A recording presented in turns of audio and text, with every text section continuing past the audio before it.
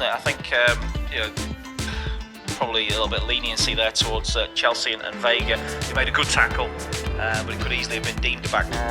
Tosin goes left to Badia Shield, goes forward towards the halfway line for Goles, drops into a deeper position. That's fired to Madueke on the right wing. He's got a teammate in supporting Nkunku and finds him in front of him. He has to turn away from goal though, back towards the halfway line, but about halfway into the... Yeah, it was borderline, wasn't it? I think probably a little bit of leniency there towards Chelsea and Vega. He made a good tackle, but it could easily have been deemed a back. Tosin goes left to Badia Shield. He goes forward towards the halfway line for Goles, drops into a deeper position. That's fired to Madueke on the right wing. He's got a teammate in supporting Nkunku and finds him in front of him. He has to turn away from goal though, back towards the halfway line. But about halfway into the Servette half, Madueke from Enzo Fernández, and then all the way back to Disasi in that back three.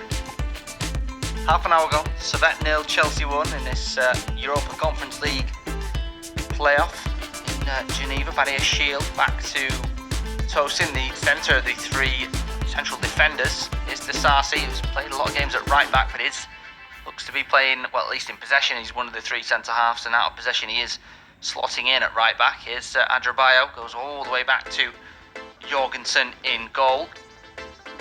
And whenever they do that, it does, the pace obviously naturally does drop as they go back to the goalkeeper, but they are happy to go all the way back and almost start again. They know they're going to have a lot more possession, even as the away side Chelsea. Yeah, I've got to say I'm impressed with Vega. You know, we've mentioned he's from Swiss football. You'll know the sort of lie of the land very well. But you look at the situation at Chelsea. You know, you got Caicedo and Fernández, the first choice holding central midfielders. After that, Dewsbury Hall, you think he's going to be in the conversation, but actually he's been shunted out to the left tonight. And Vega's playing that central midfield position, and he's playing it very well. And that'll be a concern for Dewsbury Hall because he's falling down the pecking order tonight with his performance. Just 21 years of age, Servette have won it back, and they could be in here. A one-on-one opportunity, and they've scored into the bottom corner, and it's 1-1. It's 3-1 on aggregate across the two legs. It's the man who was at Barcelona's academy when he was younger, Jeremy Geneva, with a lovely finish to make it 1-1.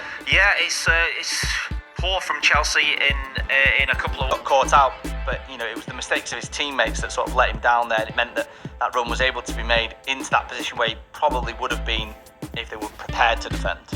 Yeah, absolutely. I mean, I suppose, you know, there's a lot of players that will take a little bit of responsibility for the way that Servette got that goal. I suppose Vega will be slightly responsible as Dewsbury Hall gets up a bit groggy after a challenge in midfield. You kind of worry about Dewsbury Hall and where his career might go if the Maresca project doesn't go the right way. You know, you've seen players in the past at Chelsea who are associated with the manager carry the can a little bit and become sort of targets for the Boo Boys. We saw it with Cucurella under Graham Potter when he was seen as his man, and he didn't make the best of starts. Obviously now he's come through that and he's very popular at Stamford Bridge. Before that, Kai Havertz under Thomas Tuchel, he was not a Boo Boy, but he wasn't a popular figure because he was seen as the manager's man. I think that could happen to Dewsbury Hall as well, having come from Leicester like Maresca. And anonymous performances like this aren't going to help his cause either. I would imagine as well that Maresca's thinking, or rather whoever is the person making the decision to make all these signings, I'll break off, because here goes Nkunku with a lovely ball from Vega, who's one-on-one, and it's a save from the goalkeeper. He tried to dink him there, Nkunku. I think pull back by the defender at the vital moment. Credit to the goalkeeper though, Mal, with a good save to deny it being 4-1 aggregate.